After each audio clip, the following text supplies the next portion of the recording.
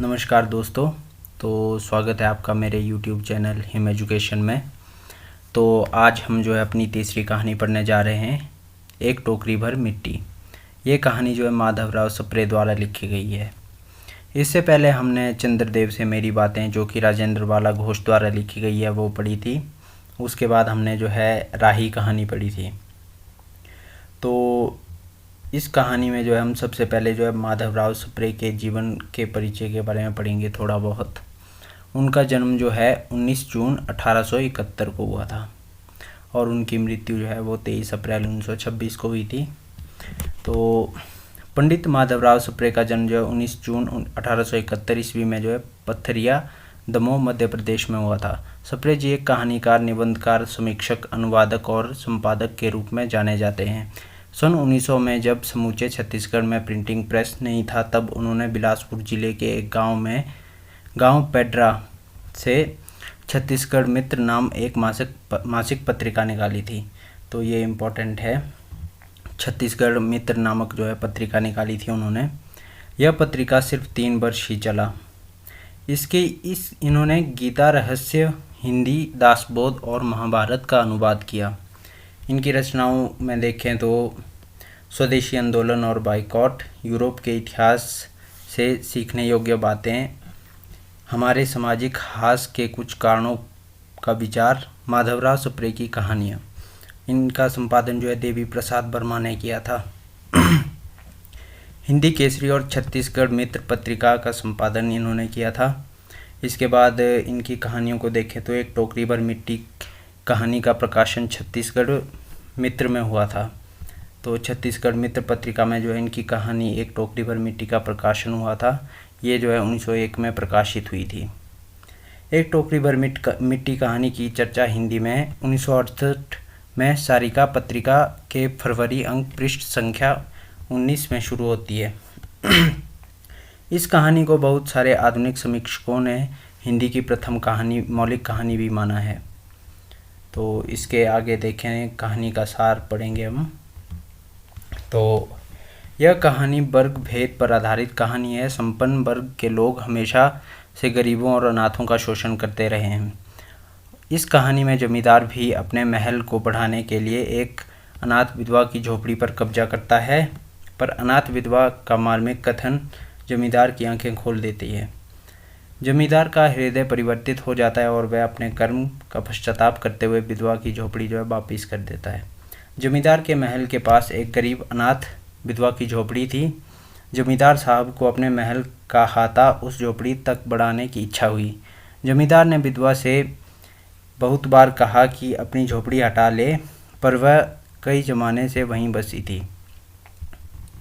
इसके बाद देखें तो उसका प्रिय पति और इकलौता पुत्र भी उसी झोपड़ी में मर गया था। पतोहू भी एक 5 वर्ष की कन्या को छोड़कर चल बसी थी। अब यही पोती उसकी वृद्धकाल में एकमात्र सहारा थी। जब कभी भी उसे अपनी पहले की स्थिति याद आ जाती, तब वह मारे दुख के फूट फूट कर रोने लग जाती थी। जब से उसने अपने श्रीमान पड़ोसी का हाल सुना है, तब से वह मृत सी हो गई है। उस झोपड़ी में उसे इतना लगाव था कि वह वहाँ से निकलना नहीं चाहती थी। जमींदार की इच्छा को सुनकर उसकी अवस्था मृतक सी हो गई थी, पर वह झोपड़ी छोड़ने के लिए तैयार नहीं थी। जमींदार के सभी प्रयत्न विफल हो गए। तब जमींदार ने अदालत का सहारा लिया और झोपड़ी पर कब्जा कर विधवा को वहाँ से निकलवा दिया। झोपड़ी छोड़ने के बाद बुढ़िया वहीं पड़ोस में ही रहने लगी। एक दिन जमींदार ने मजदूरों को लेकर झोपड़ी के पास कुछ काम करवा रहा था। उसी समय अनाथ विधवा हाथ में टोकरी लेकर वहां पहुंचती है। जमींदार उसे कहते ही नौकरों से हटाने के लिए कहा, पर वह गिड़गिड़ाकर बोली, महाराज, अब तो यह झोपड़ी तुम्हारी हो गई है, मैं उसे लेने नहीं आई हूँ। तो इसके बाद वो कहती है कि महाराज क्षमा करें, तो एक विनती है। जमींदार साहब सर हिलाने पर उसने कहा, जब से यह झोपड़ी छूटी है, तब से मेरी पोती खाना पीना छोड़ दिया है। मैंने उसे बहुत समझाया, पर वह नहीं मानती है। वह कहा करती है कि मुझे अपने घर ले चलो, वहाँ रोटी खाऊंगी। अब मैंने सोचा है कि इस झोपड़ी से एक टोकरी भर मिट्टी लेकर उसी का चूल्हा बनाकर रोटी पकाऊंगी। यह कहने से भरोसा है कि वह रोटी खाने लगेगी। महाराज कृपा करके आज्ञा दीजिए तो इस टोकरी में मिट्टी ले जाऊं। श्रीमान ने आज्ञा दे दी। इसके बाद विधवा झोपड़ी के भीतर गई। वहां जाते जाते उसे पुरानी बातें याद आने लगी और उसके आंखों से आंसू की धारा बहने लगी। अपने आंतरिक दुख को किसी तरह संभाल कर टोकरी से मिट्टी भर ली। टोकरी बहुत भारी हो गई थी, जिसे वह उठा नहीं पा रही थी। बुढ़िया श्रीमान के हाथ जोड़कर प्रार्थना करती है कि महाराज कृपा करके आप इस टोकरी को हाथ लगाइए, जिससे कि मैं अपने सिर पर धर लूं। जमींदार इच्छा के विरुद्ध टोकरी उठाने लगता है, पर टोकरी हाथ भर भी ऊपर ना उठती है। यह देखकर अनाथ विधवा कहती है कि महाराज नाराज ना हो, आपसे तो एक टोकरी भर मिट्टी नहीं उठाई जाती है, तो इस झोपड़ी में तो हजारों टोकरियां भर मिट्टी पड़ी है। उसका भार आप जन्म भर कैसे उठा सकेंगे? आप ही इस बात पर विचार कीजिए। जमींदार साहब धन मद से गर्वित हो गया और अपना कर्तव्य भूल गए थे, पर विधवा के उपरोक्त वचन सुनते ही उनकी आंखें खुल गई।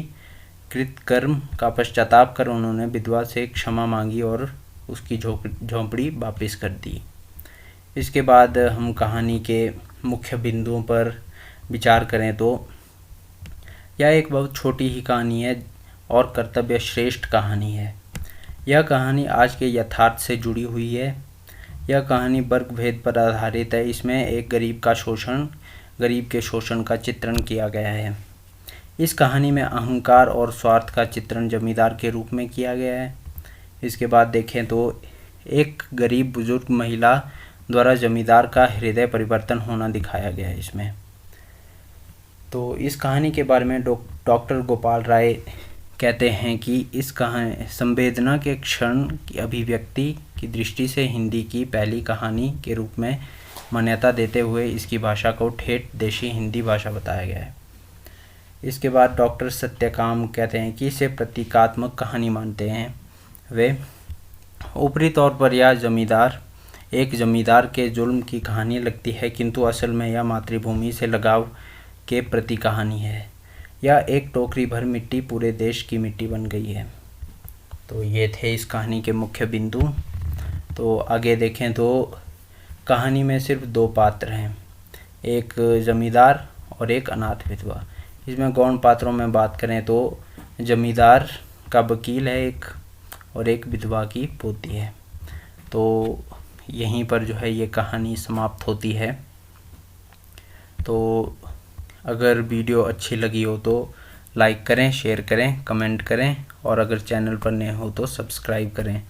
तो इस वीडियो की PDF मैं आपको जो है अपने टेलीग्राम चैनल पर दे दूंगा, जिसका लिंक मैं डिस्क्रिप्शन बॉक्स में दे दूंगा। तो मिलते हैं अगली कहानी के साथ अगली वीडियो में। तब तक के लिए थैंक यू।